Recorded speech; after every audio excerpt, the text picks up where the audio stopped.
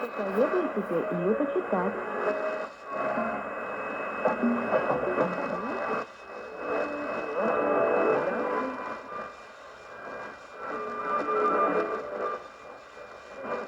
Почитаем. Михаил.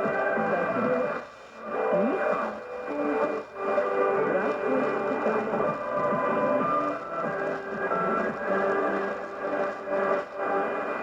Слово на сегодня. Понедельник. Свадьба.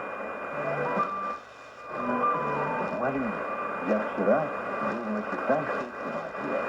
И так было интересно. А у кого была свадьба? Женился мой китайский друг. Рано утром мы с ним поехали забирать невесту. Сначала нас отпускали в их дом. Жениху пришлось заплатить выкуп ее подругам и отгадать загадку. Только после этого мы смогли увидеть невесту. Это один из тех, а, например, на юге Китая невесте принято в